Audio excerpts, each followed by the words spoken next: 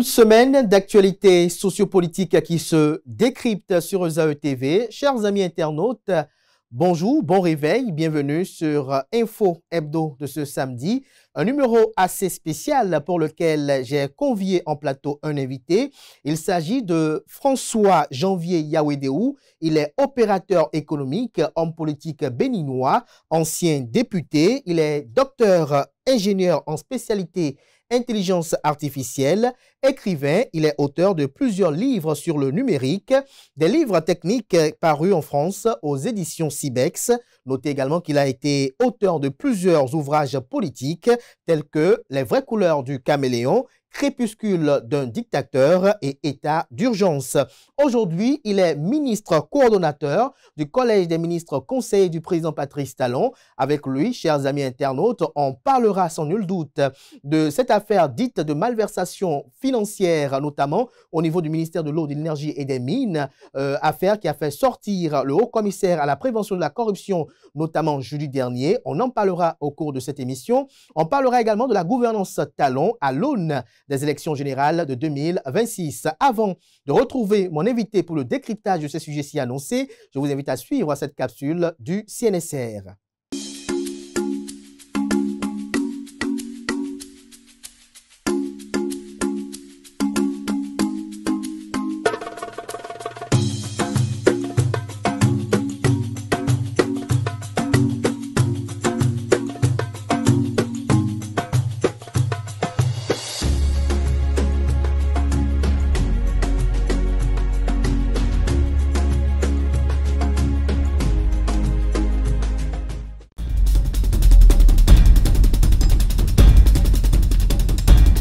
Le décryptage, comme à l'accoutumée, je suis avec Janvier Yawédéou. Bonjour à vous.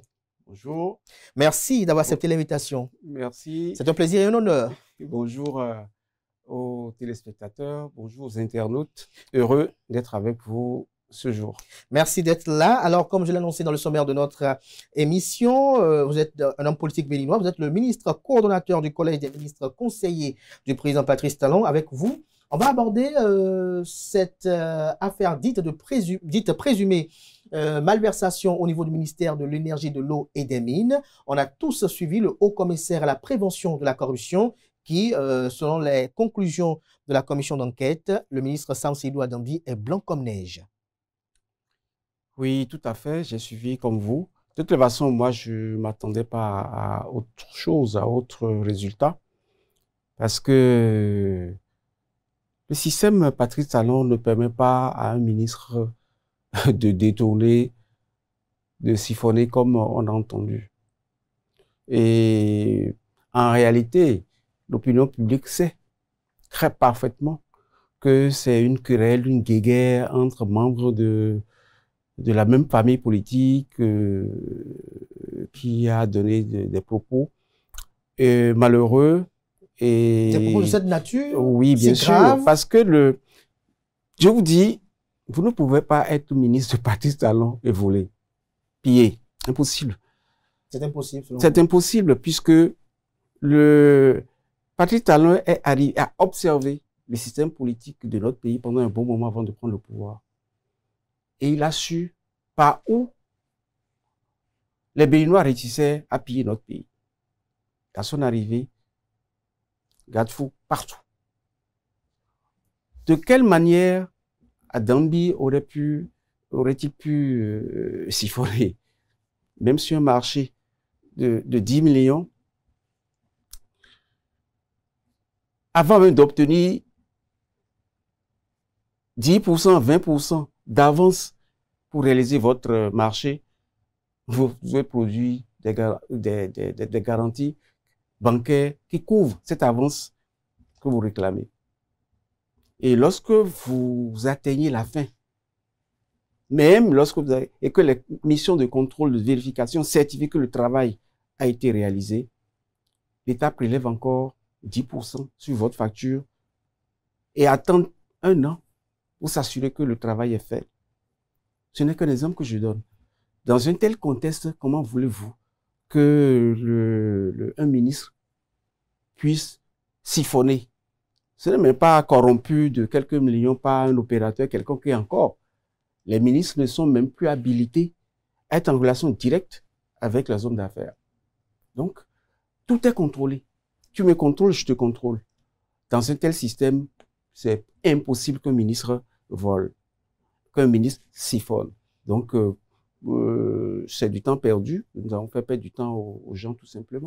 Est-ce que du côté de l'Assemblée nationale, est-ce qu'on peut avoir d'autres résultats éventuellement? Impossible, je vous dis. C'est-à-dire, je n'ai pas besoin de leurs résultats pour vous dire que c'est impossible. C'est impossible. Mais que répondez-vous à ceux qui sont insatisfaits et qui même estiment qu'il ne pourrait pas en être autrement parce que révéler qu'il y aurait eu siphonnage serait porter un coup dur? Vous savez très bien que l'opposition est spécialisée dans l'intoxication.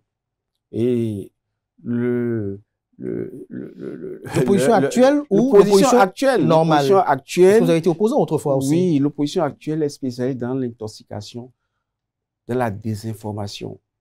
Donc, et utilise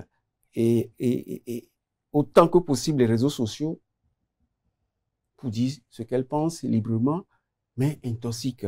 Vous vous rappelez de frère Onvi, il était le champion de l'intoxication. Ce qu'il n'a pas vu, il a vu. Ce qu'il n'a pas, etc., etc. Donc, on est habitué.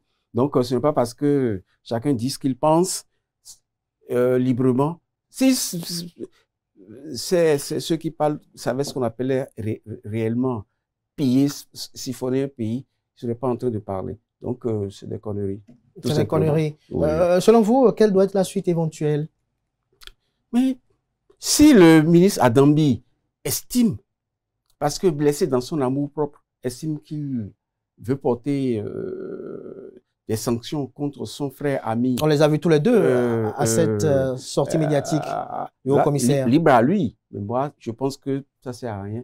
Nous devons rechercher autant que possible la paix dans notre pays. Donc, à partir du moment où les enquêtes ont blanchi Adambi, bon, je pense qu'on peut s'en tenir à ça et puis avancer, penser à autre chose. Alors, Jean-Pierre Aïdéou, vous êtes un homme politique béninois, vous n'êtes pas des moindres sur la scène politique béninoise. Et disons, il y a notamment quelques jours, on est toujours même d'ailleurs dans la ferveur de la célébration des 65 ans de l'indépendance du Bénin. Selon vous, dites-nous, est-ce que le Bénin aujourd'hui a retrouvé, si je peux dire ainsi, son modèle de gouvernance? Vous savez, le Bénin a grandi. Le Bénin a grandi. Est-ce qu'on peut parler d'aujourd'hui sans parler un tout petit peu du passé? Je pense que nous avons traversé le temps. Le Bénin a traversé le temps. Au lendemain des indépendances, et en 1960, nous avons commis des maladresses. Un exemple de la révolution de 1972, où nous avons chassé les Blancs, nous avons chassé les étrangers, en estimant qu'on avait besoin de souveraineté. C'était pas une bonne action? Ce n'était pas une bonne action. Ah bon? La preuve, c'est que après 17 ans de marxisme-léninisme, notre pays s'est retrouvé avec 9 mois, 12 mois de salaire impayé.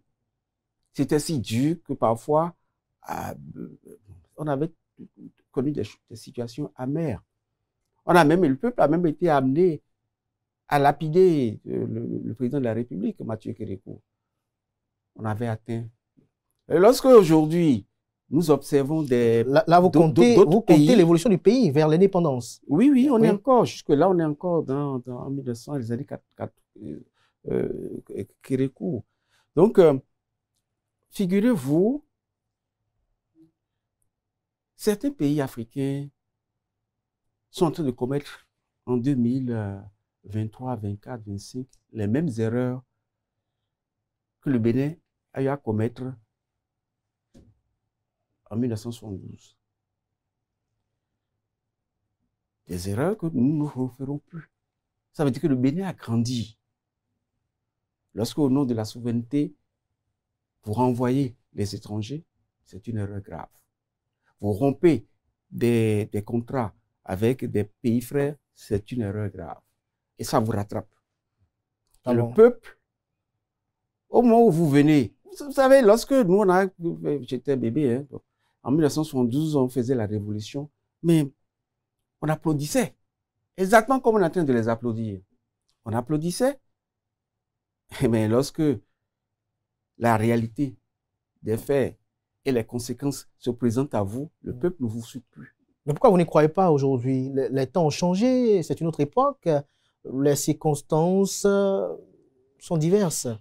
Écoutez, je vous dis, je vais me concentrer en vous répondant sur le cas du Bénin. Notre pays ne commettra plus des erreurs parce que nous avons déjà vaincu la fatalité. Nous avons commis nos erreurs, nous avons corrigé. Aujourd'hui, le Bénin, à mon avis, ne peut que briller. Quelles sont selon vous les véritables périodes qui ont marqué, si on peut dire ainsi, une véritable rupture dans la gestion du pays? Oh, chaque gouvernement a fait ce qu'il a pu. Nous avons connu l'époque de 1960 à 1972, qui était la catégorie des Hubert Maga, Aroma Degbe, Zinsou. À cette époque-là, eux, ils ont pu réaliser le CNHU, la présidence, l'aéroport et le rôle des congrès à l'époque. Oui. Ils ont pu construire les rails de Cotonou jusqu'à Parakou. Oui. Voilà les grandes réalisations de l'époque, de 1960 à 1972. Lorsque le président Mathieu Kérékou a pris le pouvoir pendant 17 ans, il a fait de son mieux aussi, malgré les difficultés. C'est Kérékou qui a fait la place de l'Étoile Rouge. À l'époque, la place de l'Étoile Rouge, c'était un bas-fond. Cotonou, vu de ce côté, s'arrêtait à l'église Saint-Jean, à peu près. Au-delà, c'est rien que des bas-fonds. Toutes les zones de Zogbo, Sainte-Rita, Ologuédé, vers Saint-Cécile, tout ça, ça n'existait pas. C'était de l'eau. Le général Mathieu Kérékou qui a... C'est Kérékou qui a fait ça. Et la place des Martyrs, la place Dimitrov à Bégamé, c'est Kérékou qui a fait tout ça. Le pont le nouveau pont, je dirais, le pont d'Antokpa, c'est sous Kérékou. Mais la mésentente politique n'aidait pas trop Mathieu Kérékou. Il y avait d'un côté les ligueurs, de l'autre les progressistes, et les difficultés liées à la gestion du fait que le Bénin était plutôt un pays marxiste-léniniste, et les rouges, ceux qu'on appelle les rouges, c'est les pays de l'Est, n'aident pas trop. Ils vous donnent des livres, beaucoup de livres pour vous en mettre plein dans la tête, mais vous n'avez pas d'aide financière. Donc, avec le temps, on a fini par manger notre blé et la machine s'est grippée. Alors, c'est en ce moment, avec, comme je disais, près d'un an de salaire impayé, des difficultés terribles, le président Soglo a pris le pouvoir en 1991, après 6 mois de période transitoire. Alors là, le Bénin a changé. C'est une époque où le président Soglo, le pays était à à peu près à moins 4% de taux de croissance. Et Soglo l'a porté jusqu'à plus 5% et quelques en 1996 à son départ. Le Bénin... En 5 ans. En 5 ans.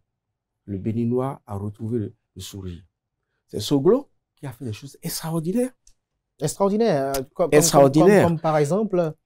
Mais, ouais, Soglo, du temps de quand Kérékou finissant, on n'avait pas l'argent pour manger. Vous comprenez qu'on pouvait faire des routes. Donc, on appelait tout Cotonou, c'était des trous. Lorsque vous roulez dans Cotonou, vous recherchez dans quel trou je ne dois pas tomber. Cotonou. Parce que vous ne pouvez pas circuler sans tomber dans des trous, dans tout Cotonou. Donc, c'était très beau au début avec la gestion de Mathieu Kérékou. Mais après, vers la fin, c'était le chaos. Donc, Soglo est venu. Tout Cotonou, tous les pavés que vous voyez aujourd'hui, là, pavés jusqu'à Saint-Rita, machin, c'est Soglo.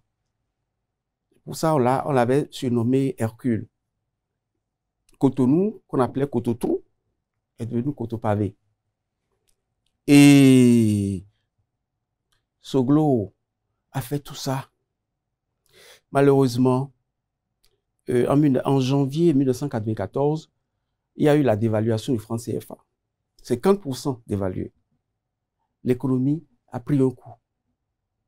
Alors, vous comprenez que s'il n'y avait pas eu la dévaluation du franc CFA, Soglo, le taux de croissance ne se serait pas limité à moins de à plus 5 et quelques pourcents. On aurait fait beaucoup mieux. Beaucoup mieux. Donc, vers la fin, avec la dévaluation, il fallait, c'est ce qu'on appelle véritablement des chocs exogènes. Ce n'était pas prévu. Et les Béninois ne comprenant pas comment fonctionne l'international, les institutions, le jour où on devait signer le papier de la dévaluation, le Bénin, c'est B. Après, le Bénin, c'est Burkina Faso, ainsi de suite. Togo, c'est vers le bas. À la télé, les Béninois ont vu Soglo se lever en premier pour aller signer. Dit quoi? Donc, c'est lui qui a mis d'évaluation. Le pauvre Soglo, avec tous les problèmes. Avec tous les problèmes. Donc, voilà un peu. Donc, vers la fin, dit bon, les difficultés aidant, dit pavé Minagua. Est-ce que c'est pavé, on va manger? Et les difficultés de Soglo ont commencé un peu par là. Il a connu également une situation assez triste. Parce que, dans sa lancée de développer son pays, Soglo s'était dit, je ne vends plus mon coton à l'étranger.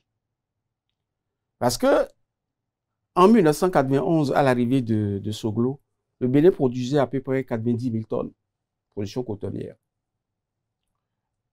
Et à son départ, le Bénin était à peu près à 350 000 tonnes. Vous voyez la différence. Oui. Même les pauvres devenaient riches dans les villages. Soglo dit, sans industrialisation, vous ne pouvez pas connaître le développement. Et il est allé à un sommet du GATT, annoncer que le Bénin ne compte plus vendre son coton. Malheureusement, c'est des fils du Béninois, ils sont 3, qui sont allés vers les pays développés, acheteurs de notre coton, pour dire, si vous ne nous aidez pas à faire tomber Soglo, vos enfants connaîtront donc le chômage. Votre économie va prendre un coup. On s'est arrangé pour faire tomber Soglo. Et la mafia a été remise en scène. Donc, cette montée de notre pays à l'ère Soglo a pris un coup brutal. Kérékou est revenu. Oui, Kérékou est revenu. Kérékou est revenu. Et c'est là où nous avons connu des scandales, les premiers gros scandales d'État. Vous vous rappelez? On a pu acheter la Sonacop avec l'argent de la Sonacop. Il y a un monsieur qui a pris 14 milliards à la Sonapra, l'argent du coton. Il s'est refusé à rembourser. Il n'a jamais été sanctionné. Jusqu'à présent. Mais comment? Non seulement il n'a pas remboursé, mais en plus, à l'arrivée de Yahi Boni, lui, il a eu le courage même de dire, parce que l'autre dit, bon, comme j'offre un avion, c'est un avion fantôme, en compensation, mais l'avion n'est pas en forme. Donc, il faut réparer. Yahi Boni a décaissé encore 4 milliards pour qu'on puisse réparer l'avion fantôme, qui, du reste, n'a jamais fonctionné. Vous vous rappelez de cet incident, l'avion en haut, les pneus ne pouvaient pas sortir, et puis bon, bref, cet avion est resté, ce que vous connaissez tous. Donc, le Kérékou 2, le retour, ça a été jonché de scandales. Le Béninois ne se retrouvait pas, c'était la corruption. Je n'en parle pas trop parce que le brave général Mathieu Kérékou n'est plus de ce monde, donc bon, j'évite de trop en parler. Exactement. Mais à la fin, Yahi Boni prend le pouvoir en 2006. Oui.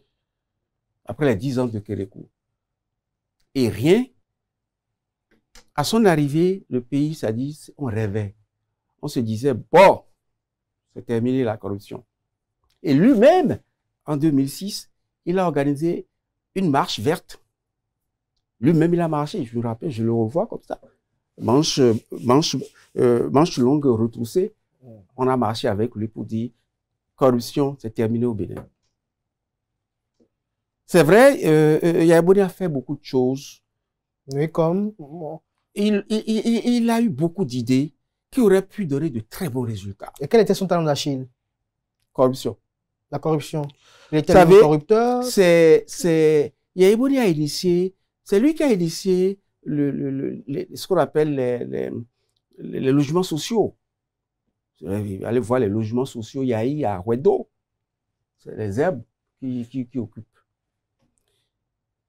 Vous vous rappelez, pour les plus jeunes, le nouveau siège de l'Assemblée nationale. 25 milliards en fumée. Il ne faisait pas d'appel d'offres. On a confié les marchés aux copains. Et comme il fallait se partager les sous, même les jardiniers avaient déjà pris leur argent. Maintenant, carreleur, marché, n'en parlons pas. Hein? Vous vous rappelez, il a eu l'idée de faire des routes. Mais les routes Yahi, c'est durée de vie, c'est 2-3 ans. Ah bon? Et comment? Je prends le cas de chez moi, la route Pédéco, Ouéhi, et qui va vers Porto-Novo. Je fais pas de ceux qui ont été inaugurés cette route-là. On avait applaudi. Mais un an après, c'est des trous. Parce que l'épaisseur de goudron était trop faible. Donc on a gaspillé les milliards pour rien. Vous vous rappelez du dossier Maria Glita? 45 milliards. 45 milliards. Et ils sont partis acheter des vieux moteurs d'avion. C'est encore là, hein, pour ceux qui aiment les preuves là. On n'a même pas besoin de s'arracher les cheveux. Et ils peuvent aller retrouver ça où pour les citoyens curieux? Mais c'est là. La gouvernance Talon n'a pas touché. Hein. C'est encore là. C'est à Maria Glita. C'est à Maria Glita. Maria Glita 1. On a gaspillé tous ces sous-là pour aller acheter de vieux moteurs d'avion. Les avions qui ont fait la Première Guerre mondiale. Une petite digression. Est-ce que vous partagez le fait que l'ancien siège de l'Assemblée nationale a été détruit? Ça a été détruit. C'était ingérable. Certains techniciens estimaient que le bâtiment aurait pu être conservé à d'autres fins. Non. J'avais dit quand j'étais au Parlement qu'on devait effectivement conserver ce bâtiment, mais surnommé le musée de la honte, alias musée de la corruption. Et tous ces gars qui ont pris de l'argent dans ce dossier, on écrit leur nom pour que les petits-fils viennent voir qui sont les auteurs de leur misère. Si moi j'étais le président, alors je ne détruirais pas ce truc-là. Je garde pour que nos enfants, vos enfants, mes petits-enfants puissent venir voir. Il a créé par exemple RAMU pour la santé. Vous avez vu ce que c'est devenu? C'est-à-dire, il avait des idées, mais son système était gangréné par la corruption. Vous étiez avec lui à une époque donnée? J'étais avec lui au début. Oui. J'étais avec lui. J'ai été avec Yaya Boni pendant 2 ans. Qu'est-ce qui vous a fâché? 2006 à 2008. Il y a eu ce qui nous a fâchés. Il y a eu l'ancien président de la République, Émile Delin Zissou. Il avait un parti qu'on appelait l'UNDP, qui a organisé son congrès à Boycon. Et j'étais parti. Le député Issa Salifou y était. Malheureusement pour moi, enfin, ou heureusement, malheureusement, Salifou a parlé juste avant moi. Et il a dit que les fonds issus des véhicules, de l'affaire des véhicules d'occasion que Soglo c'est Soglo qui avait amené ce truc, qui ramenait beaucoup d'argent au Bénin. En parenthèse, c'est le Bénin que les pays voisins ont triché. Sinon, c'est le Bénin qui a conçu ça. Et qui ramène vraiment des devises. Donc, quand Yaya Boni est venu au pouvoir, ça a continué. Et le député Salé, enfin, il s'appelle Issa Salifou, alias Salé, trouvait que les fonds n'étaient pas budgétisés.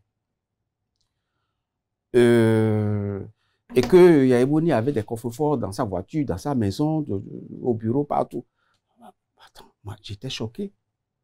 Et il me revenait de prendre la parole en tant que de la mouvance IAI, il me revenait de prendre la parole juste après l'opposant Issa Salifou. Alors, quand j'ai pris la parole, j'avais tellement honte, je ne savais pas quoi dire. Vous n'avez honte pas quoi? J'ai dit, mais comment, je suis de la mouvance et on a dit que mon club que je défends alors que nous avons fait la marche contre la corruption, on dit que c'est du bluff. Mais je dis, mais le jour-là, j'ai dit, si je vais faire mes enquêtes. Qui n'a pas fait l'enquête n'a pas droit à la parole. Vous l'avez dit à qui? Je l'ai dit, non, je l'ai dit, c'était devant les micros. Je vais faire mes enquêtes et si ce que je viens d'entendre, c'était vrai, que j'allais quitter Yaya Boni. Et Saleh étant opposant, étant le patron de Canal 3, ce que j'ai dit là, c'est passé, c'est repassé. Ça passait en boucle sur Canal 3. Et c'était à Boycon. Moi, lorsque j'ai fini, je suis allé dans mon village, toujours dans le zoo. Et le chef de l'État m'appelle. Tu es où? Je dis, président, je suis... je veux te voir. Donc, le président Boni Yayi. Boni Yayi. Donc, lorsque je me suis empressé pour repartir sur Cotonou. Je vais le voir à la maison. Il dit, mais qu'est-ce que tu es parti dire? Monsieur le président.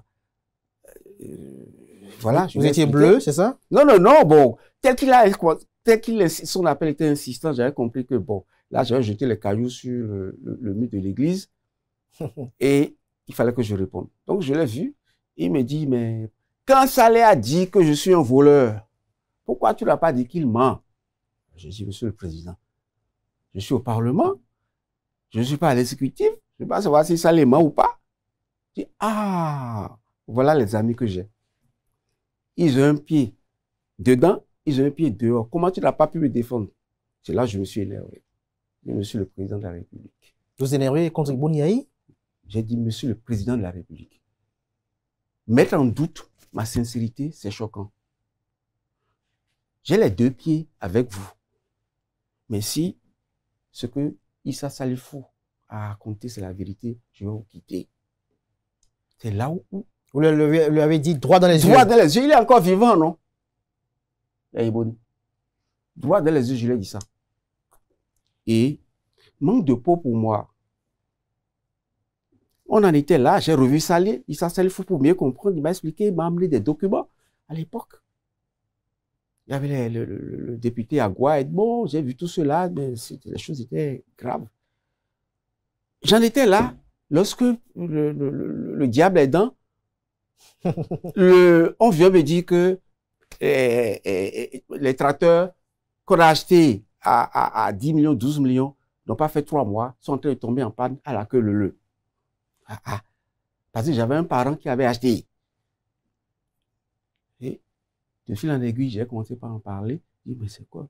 Et c'est de là que, à l'époque, il n'y avait pas les réseaux sociaux. Il n'y avait que YouTube à l'époque. Facebook, WhatsApp, machin. TikTok, il n'y avait pas. Et c'est en ce moment que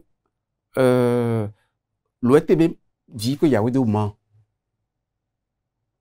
Et moi, l'ORTB ou... Oui, ils vont sur l'ORTB pour aller dire, puis c'est la télévision gouvernementale. Okay. Et moi, je ne suis rien. Donc, ma bouche ne peut pas dire quelque chose. Mais les autres vont dire, Yaoundé est en train de mentir.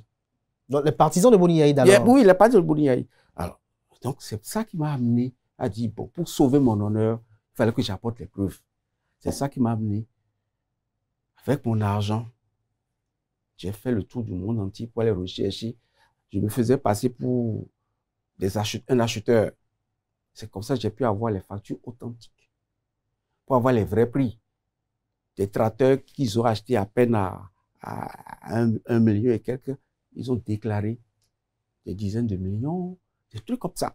Mais c'est pas Boni Yayi lui-même qui l'a fait. Non, j'ai pas dit, c'est son système. Son système. Et quand je dis Yaya Boni, comprenez que c'est pas forcément l'individu Yaya Boni. Enfin, l'individu, le monsieur Yaya Boni. Mais le système, quand je dis Yaya Boni, c'est comprenez par là, système Yaya Boni. Mais qui a favorisé ça? C'est Yahi Boni. Est-ce qu'on n'a pas cru à un moment donné qu'il a été trompé, qu'il a été dupé, qu'il a été trahi? Parce que vous avez dit tout à l'heure qu'il avait quand même des idées. Oui, il a de belles idées, mais aucune n'a marché. Il n'a laissé que des éléphants blancs. À part, il a pu faire l'échangeur de Codomé. Il a pu faire les 2 petits échangeurs de Notre-Dame et puis Weichop. Les routes, vous connaissez l'état des routes. Bon, il a fait ce qu'il a pu. Mais l'espoir, en réalité, ce n'est pas qu'il n'a rien fait. Mais l'espoir suscité par son avènement a été totalement déçu. En fait, c'est le... Donc, pour vous, à la grande espérance d'hier, le doute et le désespoir sont succédés. Et après, il y a Iboni, voilà. Patrice Talon. Patrice Talon qui est arrivé. Moi, je pense que l'arrivée de Patrice Talon, en réalité, ce que Patrice Talon est en train de faire, c'est Yahi Boni qui devait faire. Yahi Boni devait se donner un devoir d'impopularité. Après tout ce qu'on a traversé avec le régime Kérékou, Yahi Boni devait se dire, je dois être impopulaire. C'est pas facile de choisir d'être impopulaire. Mais il avait l'obligation. Je me rappelle, j'avais écrit un document à l'époque et j'avais titré « Devoir d'impopularité du président ». Mais lui, au lieu de voulant d'un autre mandat, il s'est laissé avoir par les courtisans et chacun prenait seulement. Donc voilà, donc Patrice Talon était avec Boni Yahi. Patrice Talon au premier mandat. Qui n'était pas avec Yahi Boni? Mais nous étions tous avec Yahi Boni.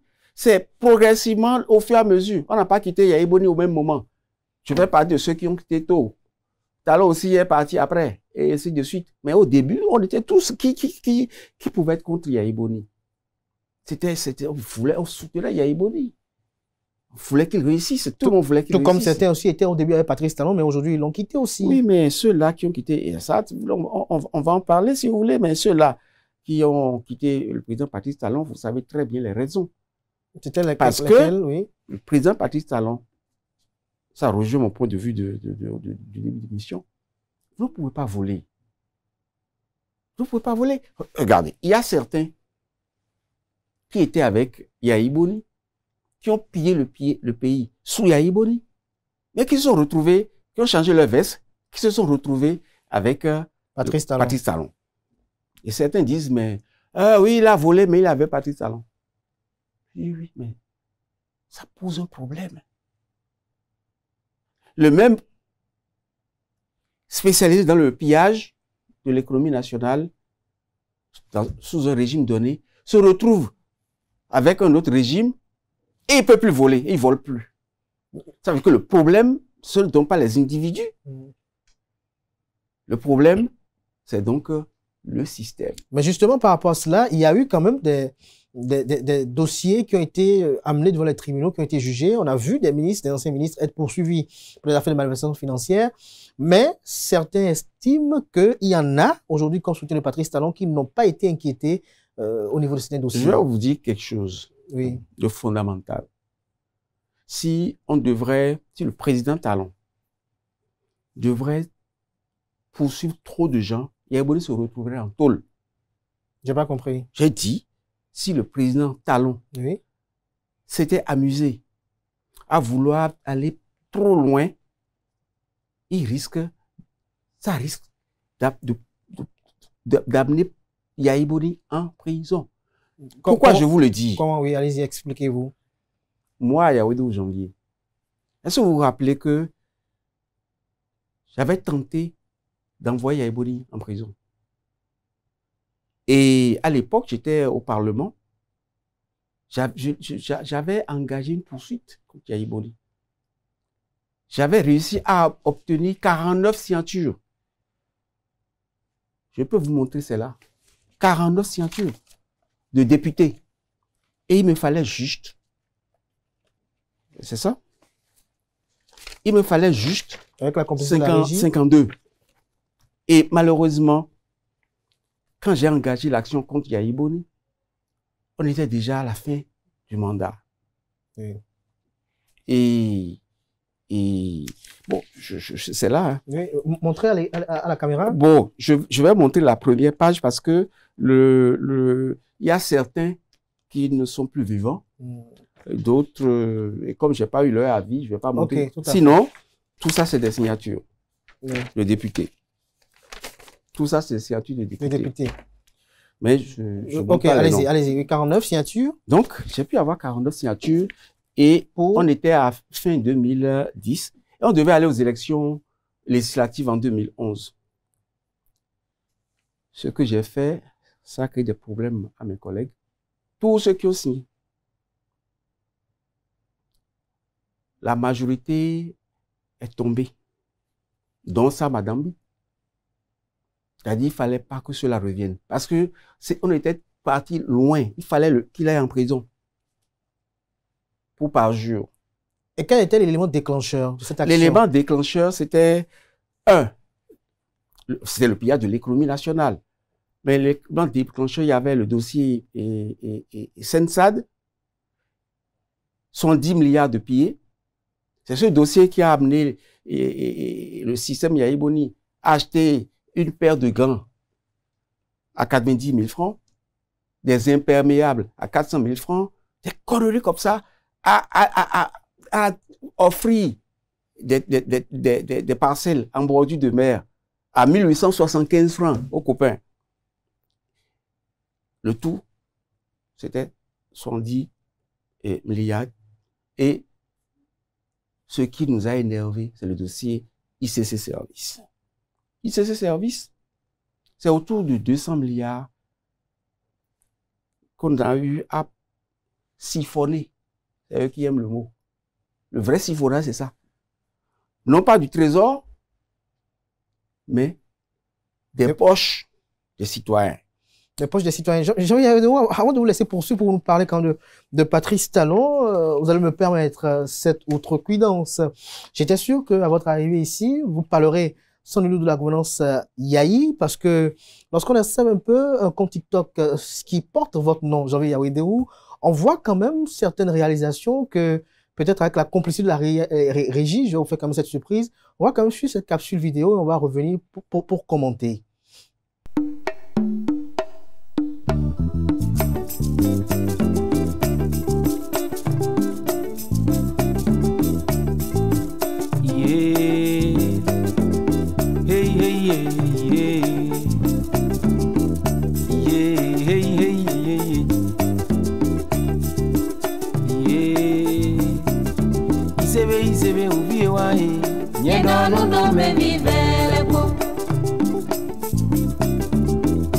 Adimida nusi bobapo anawa momida miokwela ayoyo ayoyo yogwe ayoyo ayoyo gwe nueto zeruno zero we mangadomi semira do wea do tomai mai sege se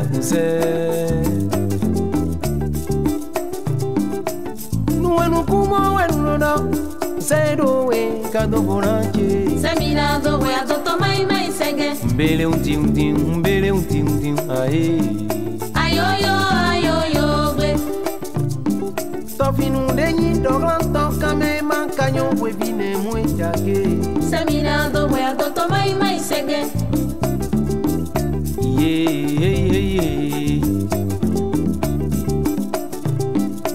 adimina dusi bobapo anawa mominda miokwela semina do wea do tomai sege nuno jodo me winu bugano hitanya omi bokola emalo tukala hume ae omi bokola wekpe klan sinta mai tana wele yone omi bokola suru ajoba dala usa omi bokola boba raman de me winu omi bokola ayo ae Nuna meto sia hawe no te fu. Me fili we lelo. Ye ule po we sia hawe no ye fu. Ye mi kudo we ni no. Aho. Isebe ovie wa he. Ye no me vive le po. Ogonu bodo to mamo kompo. Ete utuwe nuna to imo e. Se mirado we ado to mai sege.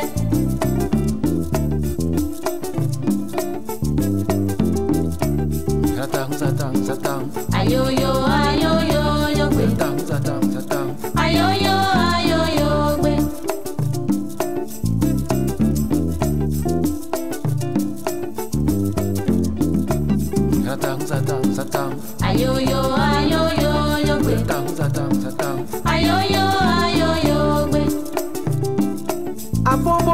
si zero tendo ya uje poli boto pe semina do we adoto mai senge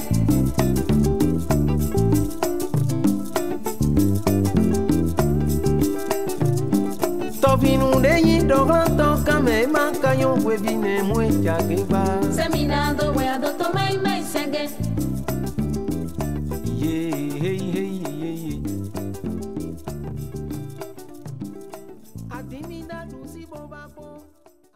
Alors, j'avais Yaoudéo, retour plateau. Vous m'excusez un peu pour cette surprise. J'espère que vous m'en voudrez pas. Mais Histoire raconte. Qui réalise cela?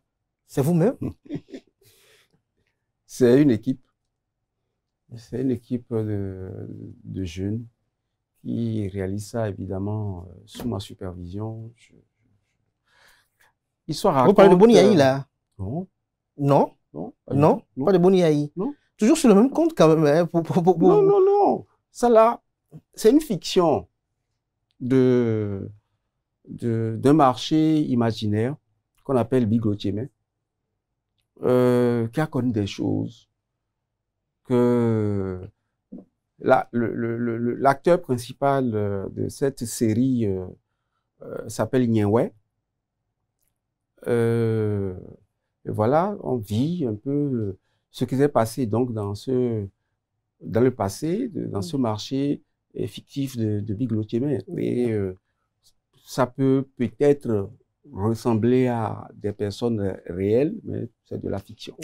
Par contre, je vais vous avoir parce que je sais que vous allez le dire ainsi. J'ai également une autre capsule et là je vais vous couper juste le même compte. On a eu encore autre chose avec la complicité. Je suis sûr que vous avez dit que vous ne parlez pas de Boniaï, avec la complicité de la régie toujours. On va reçu un autre extrait et là vous me direz vraiment de qui vous parlez puisque ces vidéos sont faites en série et on a vu également un extrait avec la complicité de la régie. Vous avez prôné pour votre second mandat un mandat de réforme. Absolument. Et il se trouve qu'aujourd'hui, ces réformes pour la plupart sont plombées. Et donc, les Béninois qui dans leur vécu quotidien souffrent, se disent, mais qu'est-ce qui se passe? Au-delà de cette embellie que les institutions internationales nous donnent, aujourd'hui, il y a problème au niveau du panier de la ménagère. Et c'est à cet exercice que les Béninois veulent que vous essayez de les convaincre pour savoir pourquoi de plus en plus les gens n'ont qu'un seul repas par jour. Ben écoutez, c'est ce que je vous ai dit, que j'étais parti pour... Je dis bien, mais l'homme propose, Dieu dispose. L'homme propose, Dieu dispose. Vous auriez posé cette question à Obama. La même question au président Sarkozy.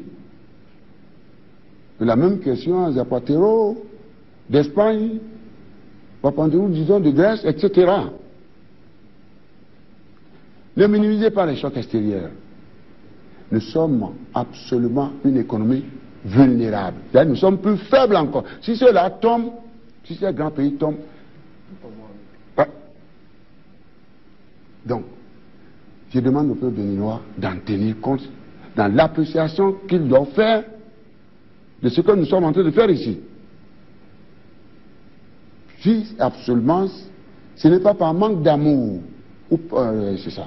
On ne peut pas dire que c'est par méchanceté que je fais cela. Ma détermination à faire en sorte que les Béninois soient satisfaits est tellement forte. Je m'adresse au peuple béninois. Je ne m'adresse pas en fait à cette classe politique qui pratiquement, à mon avis, est en train de rimer ailleurs. Ils le savent bien, ces politiciens. J'ai du respect pour eux, mais des fois je suis tenté de croire que c'est une classe politique médiocre.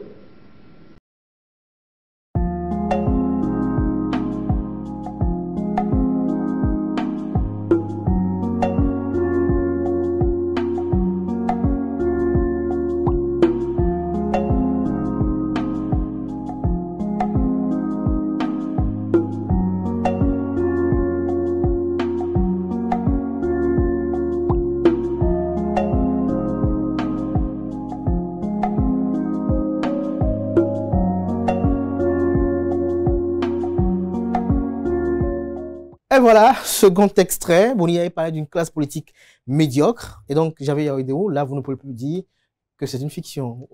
Non, là, c'est pas de la fiction. Vous savez, en dehors de la fiction pour faire rigoler,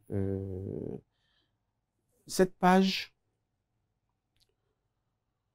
que beaucoup de jeunes regardent et apprécient, je l'ai créée pour qu'on ne perde pas de vue. Qu'au moment où Yahya Boni était au pouvoir,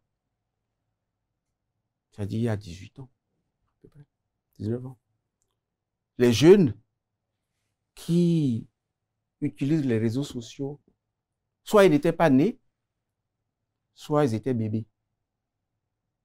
Ou enfants. Ou enfants. Donc, ils ne savent pas de quoi on parle. Donc, ils n'ont retenu que Yahya Boni, je vous aime.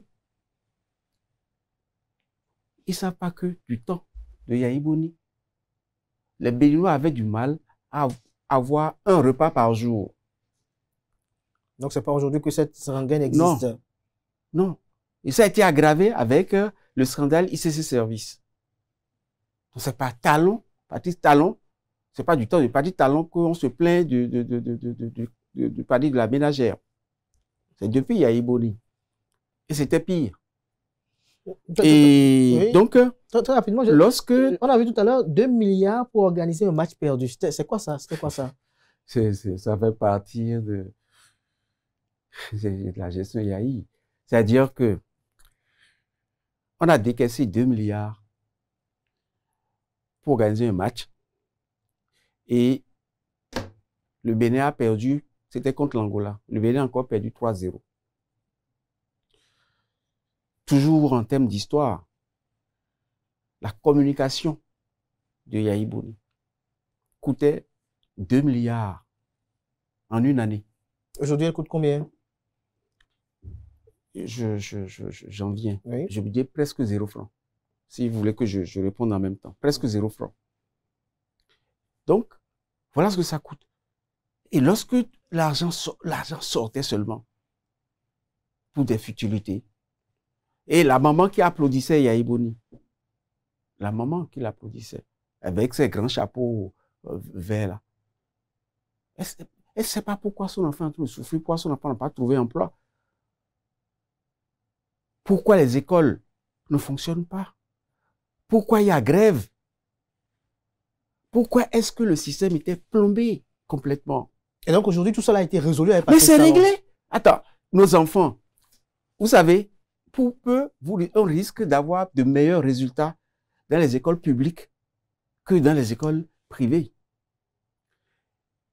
En pleine opération chirurgicale, le courant est coupé. On n'a pas de courant.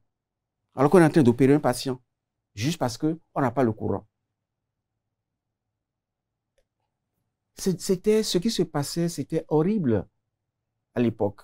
Donc c'est bon de raconter. Vous vous rappelez de cette vidéo? Et il dit, l'homme d'affaires qui est venu chez nous, qui dit, bon, pour améliorer le port de Cotonou en agrandissant les quais, avec la facture fait autour de 350 milliards. Et le chef de l'État trouvait que, non, même, disons, mais qu'à ça, pendant qu'on y est. Et je vais te dire, si c'était Patrice Talon, il va dire, c'est faux, c'est trop. On va en reparler. Il peut ramener ça beaucoup moins cher. À moins que l'intéressé lui démontre que ce n'était pas possible et qu'il lui-même aille chercher, qu'il fasse chercher les meilleurs, la qualité pour justifier. Mais l'opposition aujourd'hui dénonce des prix exorbitants pour la réalisation des travaux publics. Vous savez, vous ne pouvez pas comparer deux choses incomparables. Vous ne pouvez pas, ce stylo, lorsque vous allez acheter à la Sonaec, je ne sais pas trop, c'est peut-être à 100 francs. Et vous allez prendre un truc de Montblanc, c'est à 1000 €. Donc, mais c'est durable. Vous voulez qu'on continue? Le pauvre va rester pauvre et continuera pas à être pauvre tant qu'il ne fera pas l'effort d'acheter de la qualité. Lorsque vous prenez des voies en Europe, lorsqu'on fait une voie, on ne cherche pas à savoir si ça va durer 5 ans, 10 ans. Vous savez que c'est là pour longtemps.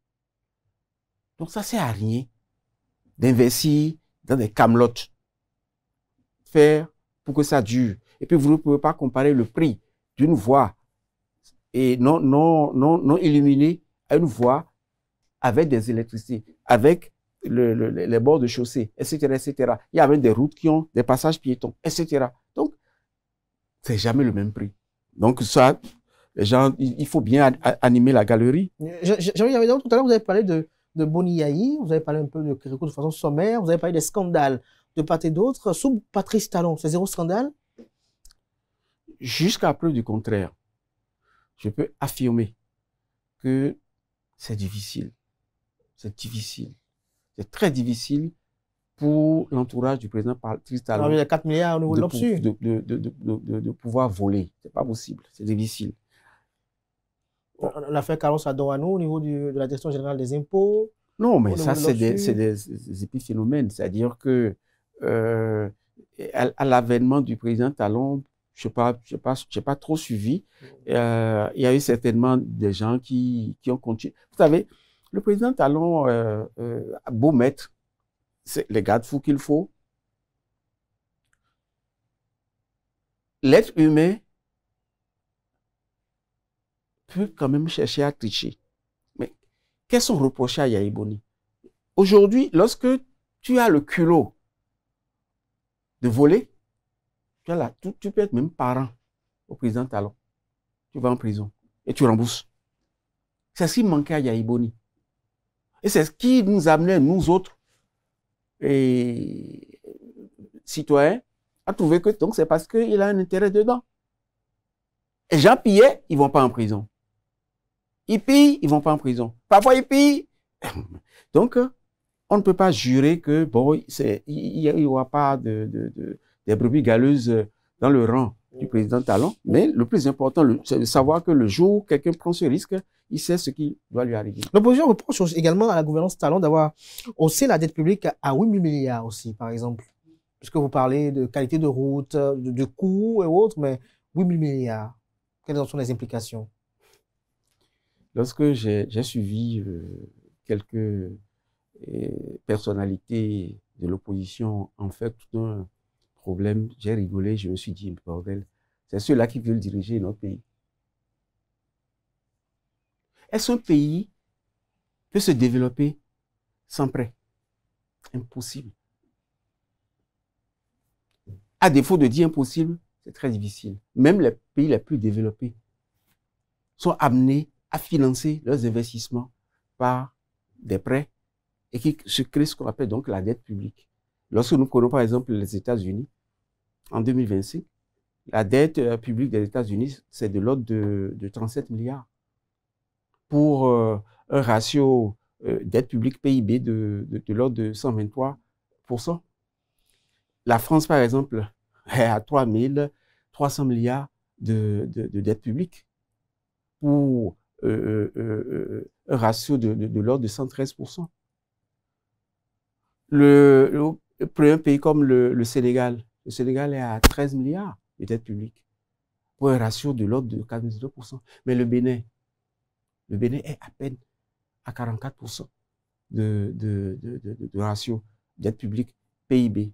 Donc, et même en faisant la projection sur 2026, le Bénin sera à peu près à 51%. Mais on devait être admiratif que le Bénin ait pu lever autant d'argent sur le marché international. Yayi Boni ne pouvait pas obtenir ça. Pourquoi? On ne prête qu'aux riches. On ne prête qu'aux riches. Vous ne pouvez pas quitter votre Agonli ou Boyko ou Tukuntuna, venir devant un banquier et dire bon, je veux passe-moi 50. Comment on est devenu subitement riche? Attendez, Patrice Talon. Je vais vous expliquer. Oui. Et la banque, le banquier va vous faire le prêt. C'est pas possible. Parce que vous avez quoi comme garantie? Je réponds à votre question indirectement. Vous apportez quoi comme garantie? C'est les pays qui ont l'organisation qu'il faut, qui offrent suffisamment de garanties à tout point de vue, donc les pays capables de rembourser. C'est à ces pays qu'on octroie, c'est ces pays qui arrivent à lever facilement des fonds à l'international. Mais sous Yahi Boni, un pays gangréné par la corruption, il ne pouvait pas avoir plus de les 2 milliards dont il parle là, il ne pouvait pas avoir plus. Donc, on n'avait pas les moyens. Aujourd'hui, quand on prend de l'argent, on rembourse. Le système rembourse. Sans hypothéquer le fonctionnement normal de l'économie de l'État. Oui. Donc, c'est même une prouesse. Et il se dit, mais comment bordel, comment ils ont pu réussir ça? Il devait être admiratif. Et féliciter le président Talon. Ah bon?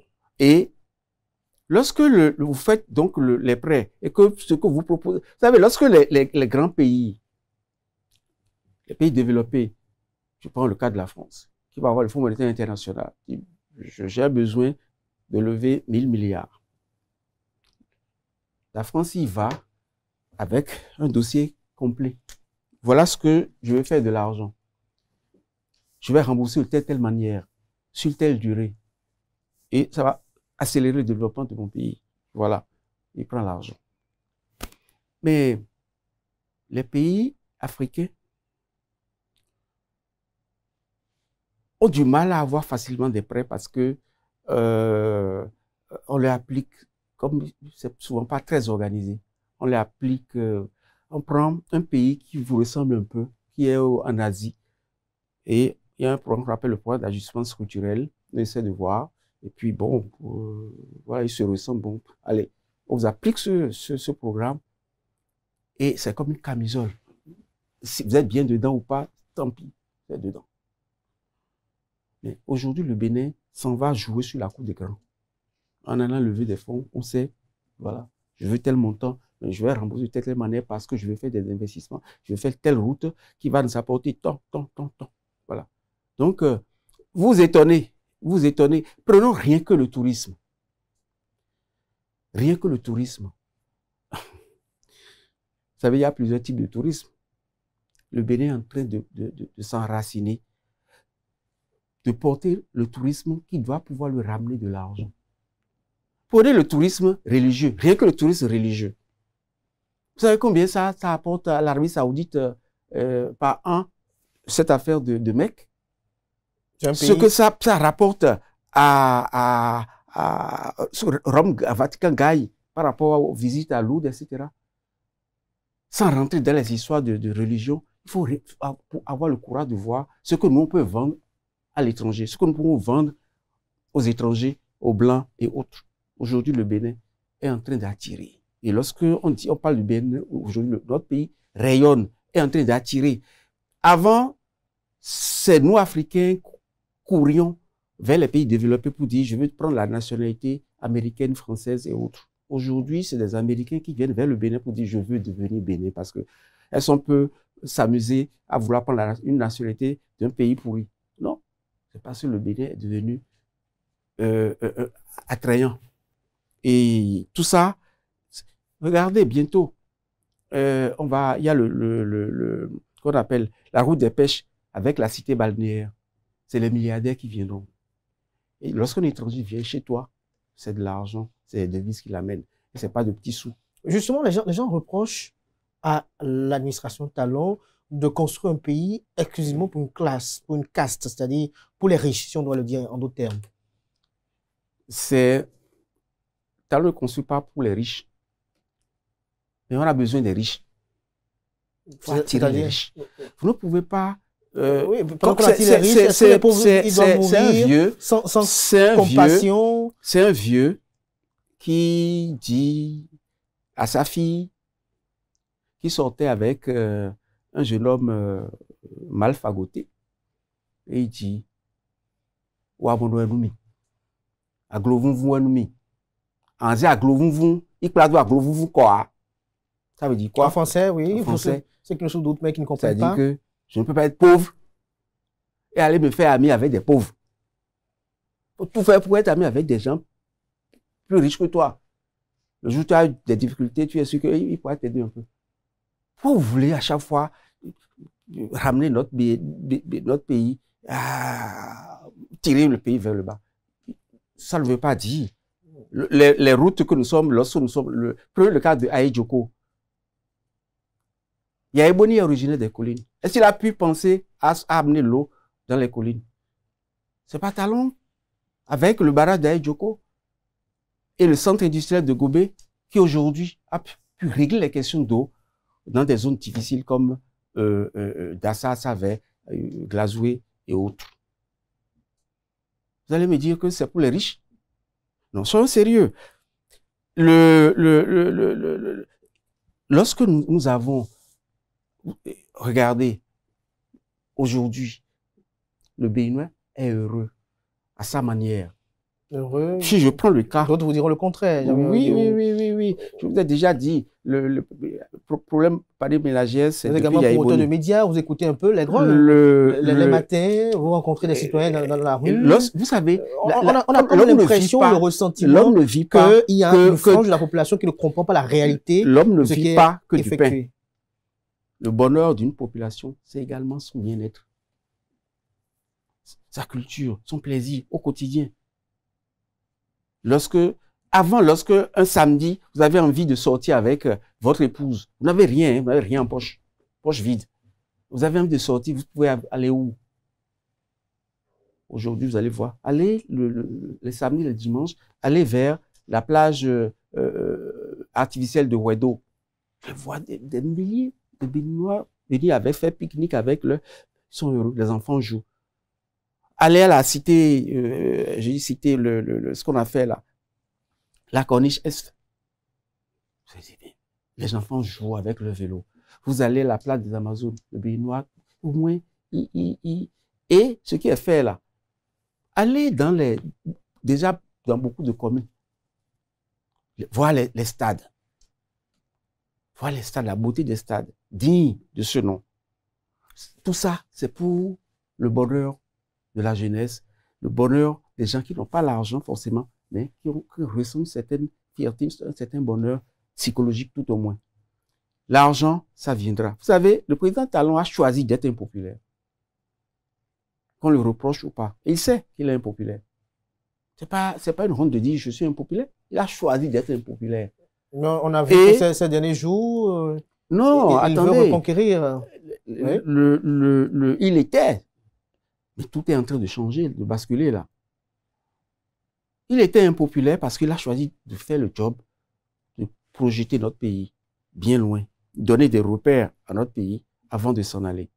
Et c'est clair, une fois que le pays est sur orbite, à la fin du mandat, le prochain président va moins souffrir. Le prochain président ne sera pas autant impopulaire parce qu'il n'aura pas à souffrir autant que le président Talon. Les repères étant déjà posés et le pays ayant un certain niveau, ce que nous n'avions pas avant, ça va commencer par générer des revenus et progressivement, la pression fiscale va baisser. La pression au niveau des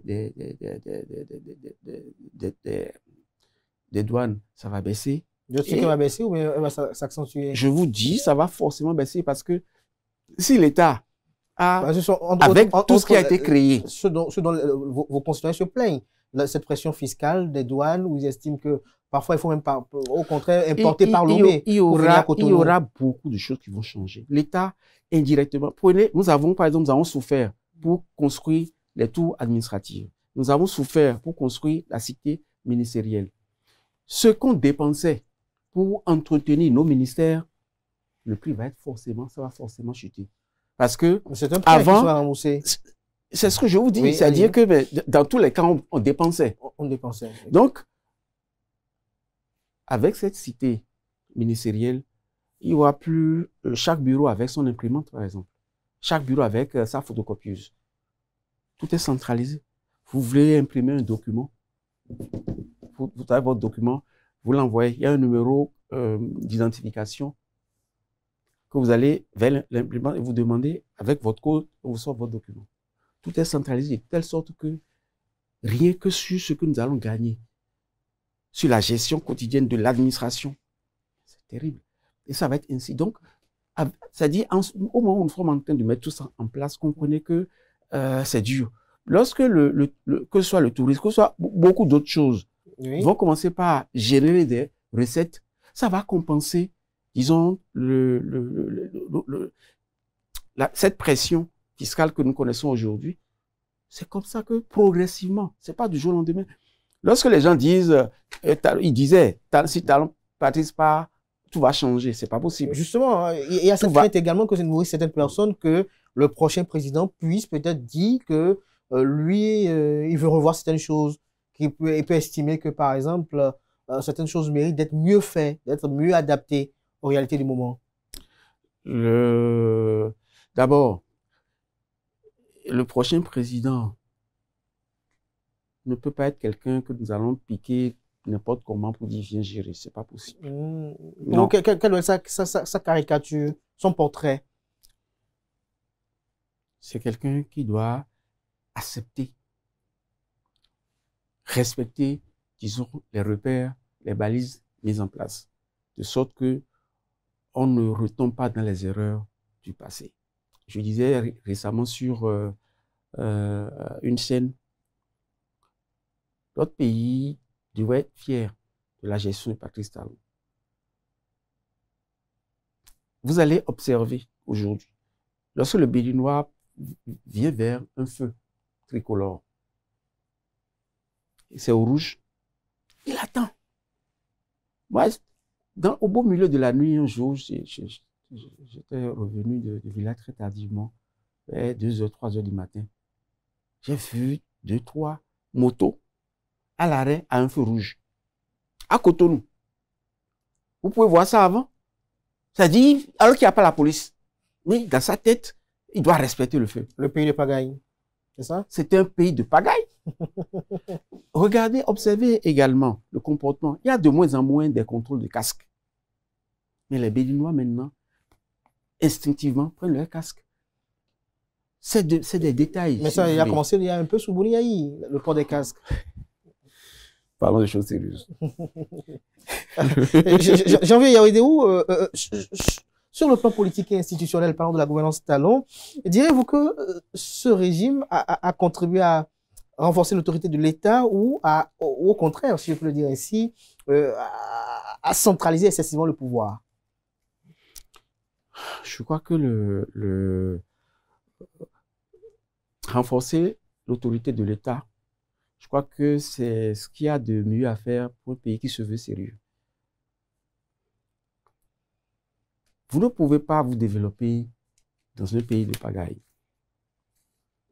Dans les années 1970, 80, lorsqu'on vous donne un objet, on dit c'est fabriqué au Japon, on en rit. On était petits. On dit Japon, ouais. Japon signifie mauvaise qualité. Aujourd'hui, le Japon est au top des tops. Lorsqu'on dit, ah, c'est chinois. Ah, c'est Camelot. Chintok. Aujourd'hui, la Chine est si développée. La Chine est tellement riche qu'elle fait partie des pays. Si je prends le cas de 2023, la Chine détenait à elle seule 775 milliards de bons du trésor américain pour financer la dette américaine. Et elle a même atteint, je crois, autour de 1300 milliards il y a quelques années. Quel que soit le produit que vous voulez, de vos caméras, télévision, machin, n'importe quoi, même les jouets vendus dans les pays européens, regardez en bas, Made in China. Tu ne vas pas Made in China, tu vas Made in Taïwan, Made in Hong Kong. Pourquoi? Comment ils ont réussi à quitter cette situation de Chintok à devenir les références du monde? Je parlais de toutes les voitures qu'on voit, Toyota, Yamaha, machin, Mitsubishi, tout ça, c'est japonais. Comment ils ont pu? Parce qu'ils sont devenus des pays sérieux. Lorsque vous allez en Chine, et que vous commettez l'erreur de laisser des rendez-vous sur WhatsApp, vous serez coincé parce qu'en Chine, Google n'existe pas. WhatsApp n'existe pas. Facebook n'existe pas, ça ne fonctionne pas. C'est sûr? Ils sont des équivalents. Baidu, ou bien WeChat, l'équivalent de WhatsApp, etc. Et le pays contrôle. Chez nous, on n'en est pas encore là parce qu'on n'a pas encore atteint ce niveau. Vous voyez, c'est des pays organisés. Donc, lorsque l'État prend cette dimension, nous n'avons pas encore atteint, mais il faudrait qu'on puisse contrôler un peu. Et vous parlez un peu des partis politiques. Oui. La réforme du système partisan, le code électoral. Mais c'était nous parlons de la gestion générale de Messis. La réforme du système partisan était obligatoire. Les gens sont montés au créneau, ont dénoncé ce code électoral. On a suivi le chef de l'État à cette rencontre avec la jeunesse. On sent que le chef de l'État reste toujours campé sur sa position. Jean-Louis Aridou, c'est sûr que vous allez justifier cela. Oui, si je prends le cas donc de la réforme du système partisan, ça profite à tout le monde. Même Yahya Boni. Comment? Même Yahya Boni doit être très satisfait, très content de cette réforme. Ah bon? Oui, parce que là, c'est avec la réforme de ces partisans que le phénomène de transhumance est en train de prendre un coup violent, est en train de s'arrêter. Toi, tu vas souffrir, tu vas financer tes élus, et gaillardement, il va rejoindre ton pays adversaire. Là où on est là. Est-ce qu'un élu démocrate peut rejoindre la mouvance facilement? C'est difficile. C'est difficile, mais c'est possible. C'est difficile, presque impossible. Parce que le système est trop calé. Quand tu y restes jusqu'à la fin de ton mandat. Cette réforme du système partisan renforce donc également l'unité de pensée.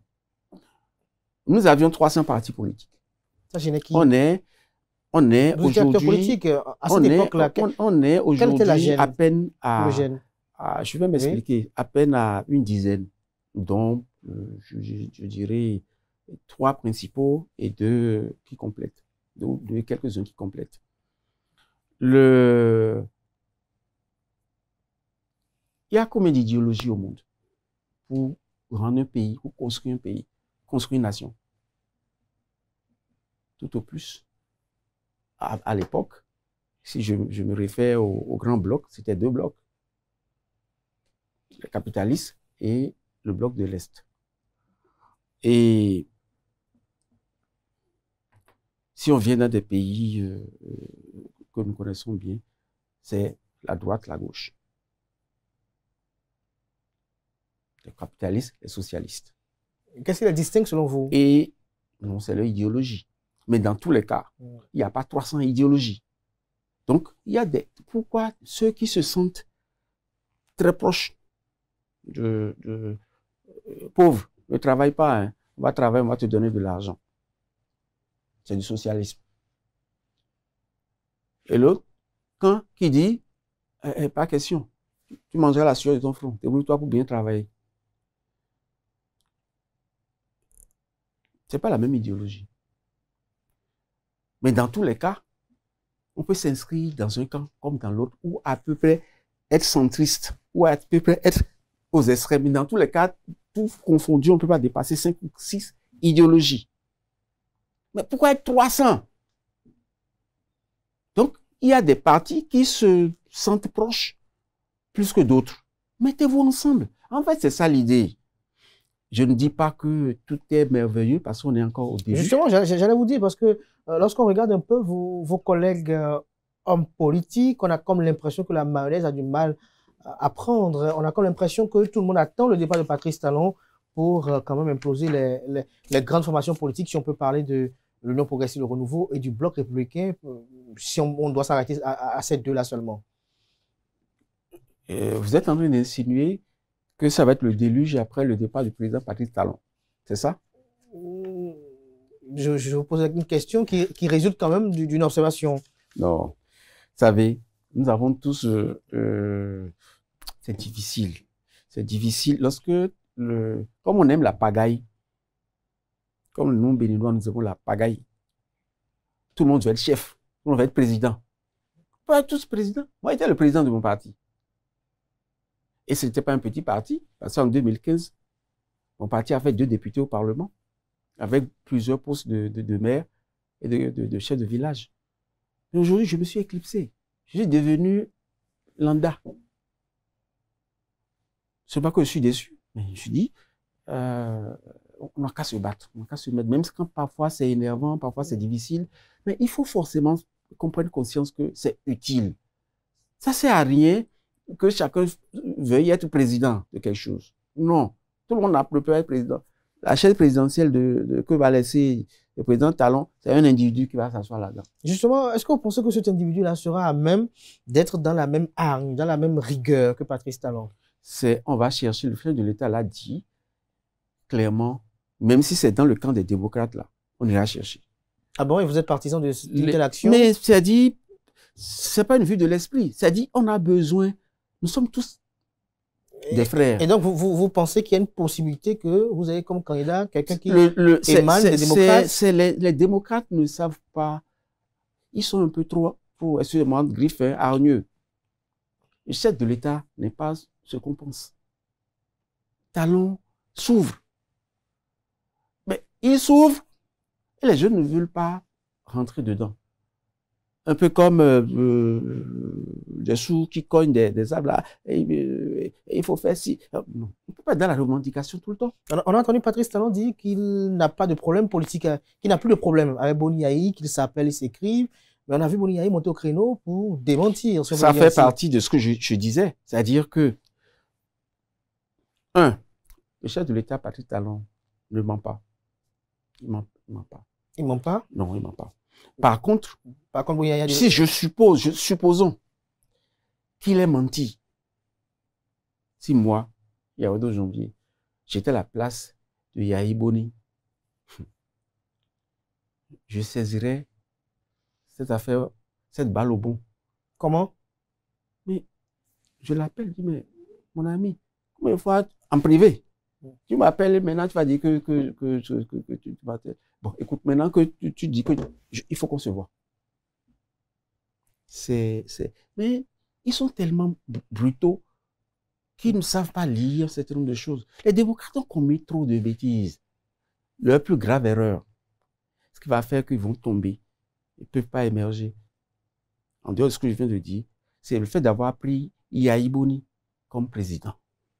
Ah bon? Pourquoi? Ah là là là. C'est le leader charismatique. Oui, bien sûr. Ancien président de la Ancien République. Président et tout. Vous ne pouvez pas, pour un parti naissant qui veut aller au front, combattre, vous ne pouvez pas quelqu'un qui a au dos des tonnes de dossiers. Sa gouvernance n'est pas un modèle. Vous voyez quand Boni Yayi circule à travers le pays, Jean-Louis Yaoudéo en toute honnêteté, même chez vous à Covert, si Boni Yayi vient aujourd'hui à Covert, il a toujours de grands sympathisants. Vous voyez les foules qu'il enrangle à sa sortie. Il ne faut pas confondre la foule à l'électeur, ça vous le savez très bien. La foule ne signifie pas, la foule, c'est pas l'électeur. C'est-à-dire, il suffit que des hommes politiques fassent venir, vous savez comment ça se passe. Il y a même des organisateurs de foule. Donner de l'argent aux gens, vous pouvez faire 5 000, 2 000 personnes tout de suite. C'est pas ça. C'est-à-dire, la sous-information est mortelle. Avec des citoyens aussi qui ne comprennent pas. Ils peuvent mal juger un système. Donc, moi, si c'est sur le m'as-tu vu le populisme de Yayi Boni que les gens comptent, leur malchance, la malchance de l'opposition actuelle, pour moi, ça se dessine. Yayi Boni doit aussi comprendre le seul fait que le président Talon ait dit « je m'en vais ».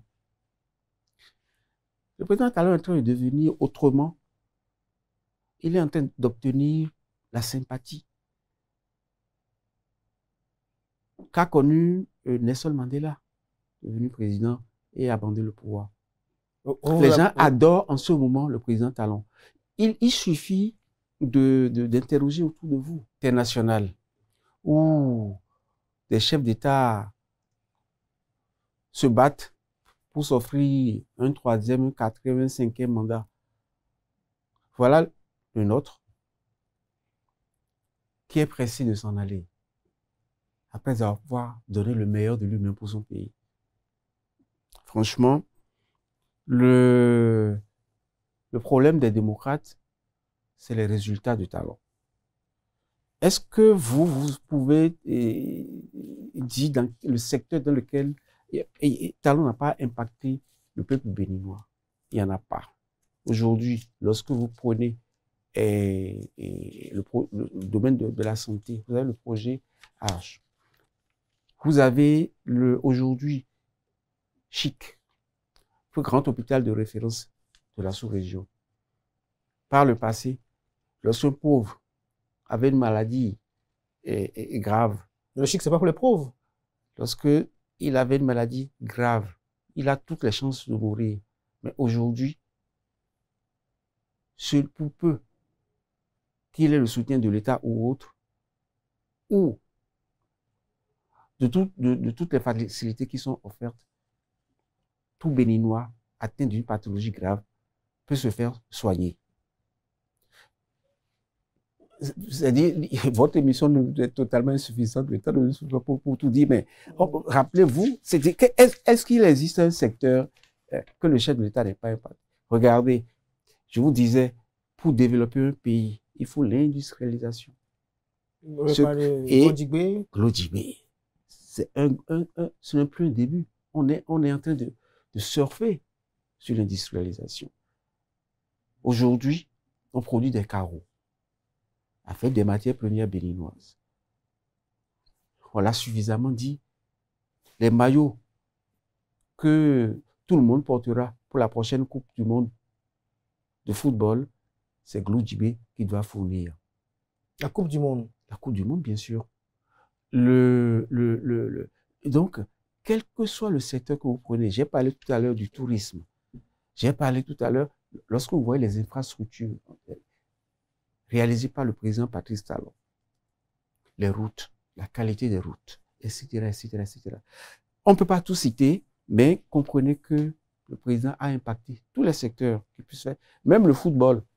Lorsque vous voyez les terrains, les marchés, le grand marché de gros de Calavi, allez visiter les marchés d'arrondissement qui ont été créés, allez visiter progressivement, comme tout début, c'est toujours difficile, mais progressivement, lorsque tout ce qui a été créé va réellement s'asseoir, le Béninois ira rechercher le président Patrice Talon, je vous jure. Et à votre question, il dit, bon, qui on va prendre? Le président Patrice Talon a mis la barre trop haute. Je vous certifie qu'il a mis la barre trop haute. Est-ce que vous pouvez alors lui trouver un dauphin là, avec ce que vous dites là? Ben, vous savez très bien que pour remplacer Patrice Talon, c'est compliqué. D'abord, qualité en tant qu'individu. Quelqu'un qui aime le beau, instruit, cultivé, qui a du goût et qui voit grand, qui aime voir grand pour son pays. C'est des qualités rares, combinées, rares, et qui le fait dans la discipline. Vous ne pouvez pas tout ça là, le niveau atteint par le Bénin aujourd'hui. Prenez les gars des démocrates qui vous allez prendre là, qui viendra s'asseoir et pouvoir. C'est tout comme si on prenait un enfant de CI, qu'on l'amenait en terminale. Les démocrates, il y a quand même des personnes valeureuses au sein. Je n'ai pas dit qu'il n'y en a pas, mais ça dit là-bas est trop haute. Il faut que ce soit quelqu'un, à mon avis, qui est mouillé, qui a suivi un peu l'évolution pour savoir où est le point d'arrêt. Vous ne pouvez pas quitter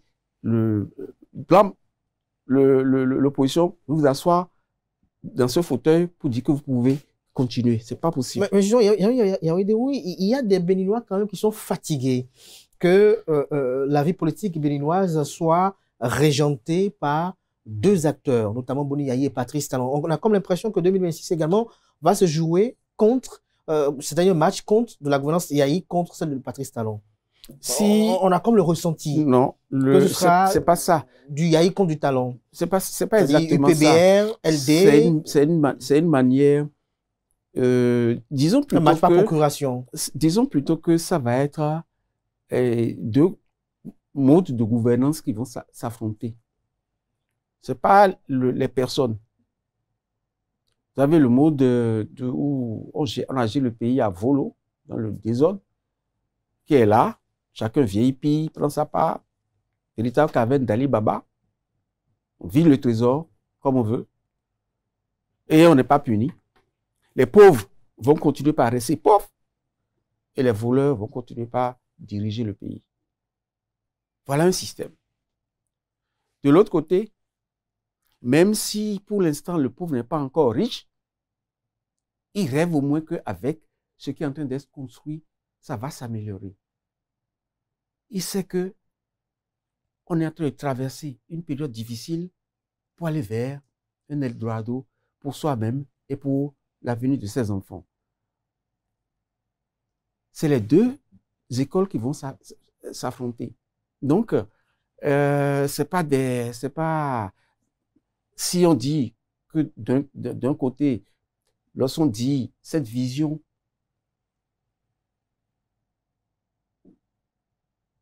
d'une marche du Bénin vers son destin dans le temps, dans un esprit de développement, d'un côté, incarné fatalement par le président Patrice Talon, et de l'autre, le ouïa-ouïa qu'on a connu là, si ça doit encore rentrer dedans, dans les jeux, vous aime, vous êtes belle, là, mais est-ce que vous pensez que politiquement, la mouvance a les forces de gagner en 2026?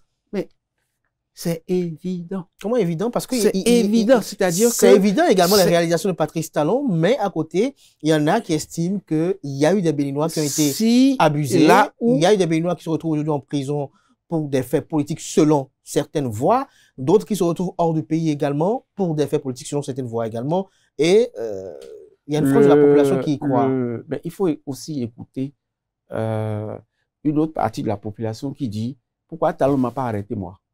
Pourquoi je ne suis pas en prison ?» Lorsque vous voyez des individus qui ont... nos soldats sont en train de prendre des risques énormes pour défendre nous tous contre les envahisseurs de nos frontières. Et un citoyen, sous prétexte qu'il est opposant, se met à mentir, à dire qu'on a déjà tué 70 Béninois.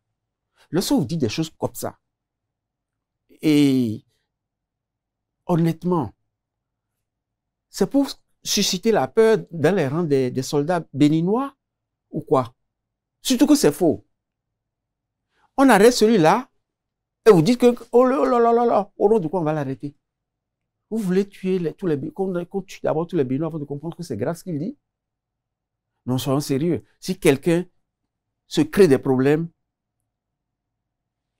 il paye les conséquences de ses actes.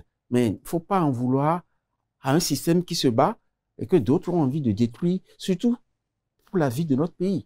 Donc, vous pensez que c'est agréable, l'autre qu'on a arrêté, frère Humvi, qui se lève, dit gaillardement que l'époux du chef de l'État a été arrêté, je ne sais pas, au Brésil avec de la drogue. Par la suite, la dame apparaît dans un événement. Oh non, non, non, c'est son sosie. On l'a habillé celle-là, c'est pas elle. Mais des choses graves comme ça que vous dites, c'est pour la stabilité de notre pays qu'on dit des choses comme ça? Non. Les gens exagèrent et lorsqu'on les arrête, on dit ah, trop d'emprisonnement. Franchement, c'est pas bien. Jean-Louis Yaoudérou, nous sommes à la fin de cet entretien. Deux petites questions pour conclure. L'avant-dernière, nous sommes à quelques mois de 2026, notamment des grands enjeux. Le dauphin de la mouvance n'est pas encore connu.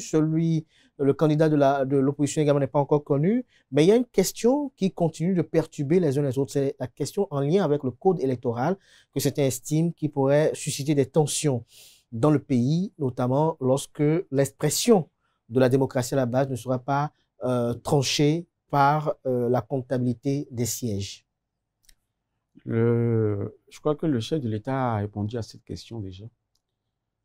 si d'aventure, notamment la question de savoir est-ce que si aucun parti politique arrivait à obtenir les 20%, l'idée du chef de l'État, qui est très claire, c'est d'éviter de casser justement ce que vous disiez tout à l'heure. C'est-à-dire faire ce que nous savons faire si bien dans notre pays, quitter un camp, aller dans l'autre, etc. Ça va casser tout cet esprit, tous ces efforts que nous avons eu à faire durant ces 10 dernières années, par nous-mêmes et pour nous-mêmes. Donc c'est pour ça qu'il dit, mettez-vous ensemble. Même si ce n'est pas facile, mettez-vous ensemble, ne changez pas. En fait, c'est l'esprit de cette réforme-là, mettez-vous ensemble. Mettez-vous ensemble, mais au péril de tension. Et pourquoi est-ce que vous ne pensez pas que les démocrates puissent signer un accord avec le bloc républicain? Pourquoi pas? Pourquoi vous scandez ça? Est-ce que c'est un projet politique en vue? Vous êtes du bloc républicain, vous?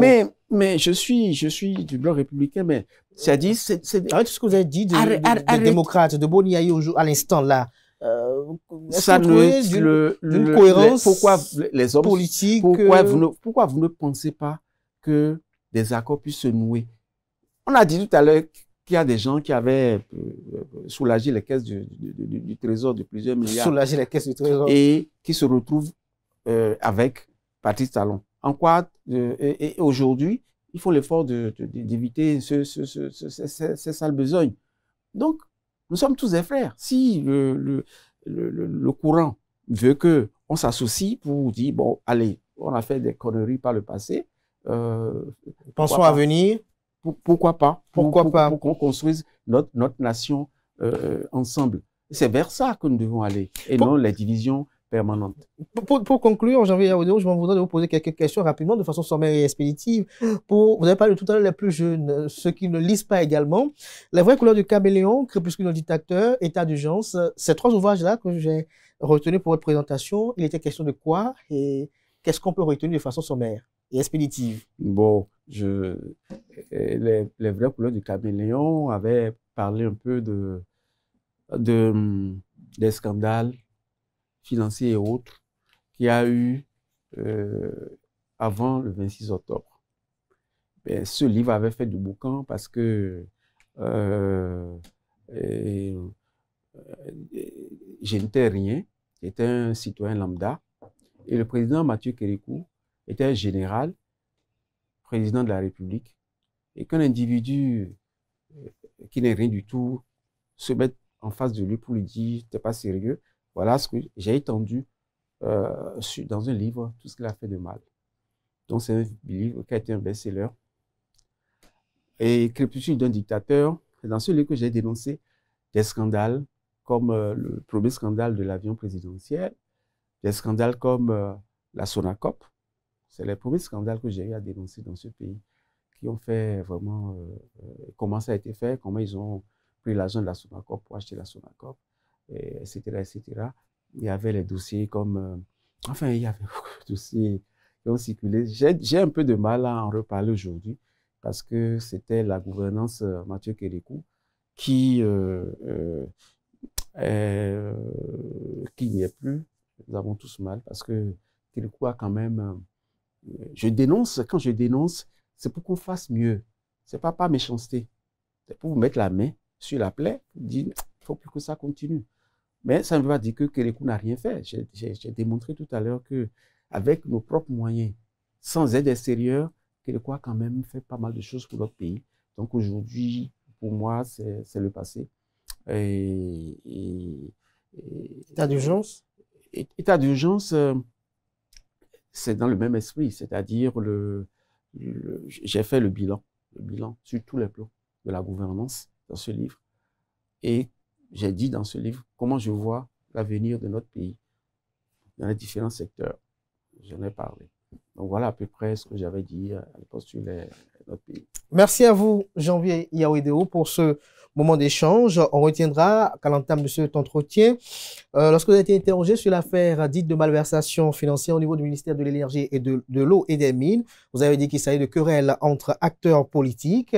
Vous avez affirmé à maintes reprises qu'il est impossible de siphonner, de détourner sous Patrice Talon. Vous avez argumenté en disant que Patrice Talon a observé avant de prendre le pouvoir. Les ministres sont plus, pour dire ainsi, sont plus en relation directe avec les hommes politiques, pour ne pas dire les opérateurs économiques, si on doit le dire ainsi. Et donc, pour vous, l'opposition actuelle intoxiquée désinforme. C'est ce que vous avez à dire au cours de ce premier sujet. Lorsque vous avez été interrogé sur la gouvernance Talon à l'aune des élections générales de 2026, vous nous avez fait un peu d'histoire. Vous nous avez fait savoir que le Bénin a grandi sous Patrice Talon. Nous avons connu des maladresses que vous avez partagées avec nous. Vous avez dit que certains pays commettent les erreurs que le Bénin a commises en 72. Vous avez longuement argumenté cela. Vous avez fait part des grands moments de la gouvernance du pays, notamment l'ère de Nicéphore Dieudonné Soglo, de Mathieu Kérékou 1 et 2, de l'ancien président Thomas Boniaï, et vous avez juste apposé cela à la gouvernance de Patrice Talon. Pour vous, Yahi devrait se donner le devoir d'être impopulaire. Il en avait l'obligation, mais il a raté le coche, en croit vos propos. Le pauvre va rester pauvre tant qu'il n'a pas acheté de la qualité. Tant qu'il ne va pas acheter de la qualité, on a pu retenir de vos propos. Un pays ne peut pas se développer sans prêt. Vous l'avez laissé également entendre au cours de cet entretien. Yahi devrait être admiratif des prouesses de Patrice Talon. Vous l'avez également dit au cours de cette émission. Les gens envient la nationalité béninoise, ceci avec les afro-descendants qui réclament aujourd'hui la nationalité béninoise. Vous avez justifié également cette action salvatrice selon vous. Pour vous, l'homme ne vit pas que de paix, mais aussi de bien-être. Vous avez argumenté cela en illustrant avec les grandes réalisations sous Patrice Talon qui permettent aux Béninois et Béninoises des week-ends de trouver le bien-être selon vous. Vous avez parlé en parlant de modèles de développement, en illustrant avec les exemples du Japon et de la Chine. Et donc, vous avez fait savoir que ce qui est fait actuellement au Bénin a pour ambition d'atteindre ces grandes nations. Vous avez parlé de la réforme du système partisan. Vous avez vanté les mérites de cette réforme du système partisan qui, pour vous, force les acteurs à se mettre ensemble. Pour vous, il ne faut pas confondre la foule à l'électeur lorsque on voit un acteur politique avec beaucoup de monde autour de lui. Pour vous, la sous-information est mortelle lorsque vous parlez ainsi à une frange de la population qui parfois dit des choses selon vous qui ne sont pas justes. Pour vous, les gens adorent Patrice Talon parce que là, aujourd'hui, après 2 mandats, il s'en va pour l'alternance au pouvoir. Pour vous, 2026, 2 modes de gouvernance vont s'affronter. Ce n'est pas un duel entre Patrice Talon et Boniaï. Et donc, par l'occasion, vous avez appelé à l'unité nationale pour penser Bénin. C'est bien ça? J'ai résumé un peu vos propos. Formidable. Merci à vous. Un petit commentaire pour conclure? Non, je voudrais juste dire merci à vos spectateurs, téléspectateurs et aux internautes. Pour dire que c'est avec plaisir que j'ai été là avec vous pour échanger un peu, pour échanger avec les populations. Et on aurait voulu que ça aurait été un débat interactif. C'est vrai qu'on n'a pas eu le temps de la présentation de trouver un vis-à-vis, mais vous pouvez revenir pour un débat contradictoire. Oui, avec plaisir. Si quelqu'un a envie de se faire chauffer, bon, surtout vous voulez parler des démocrates, celui qui en a le courage n'a qu'à venir. Merci à vous, Janvier Yawedeo. Merci pour la disponibilité déjà annoncée. Merci à vous, chers amis internautes. Et donc, on va retrouver incessamment dans les semaines à venir le ministre conseiller avec, pourquoi pas, un des vice-présidents du Parti politique des démocrates pour débattre de façon contradictoire sur la gouvernance du pays. Ce sera tout pour Info Hebdo de ce matin. Merci pour l'attention, portez-vous bien et belle suite de programmes sur ESAE TV.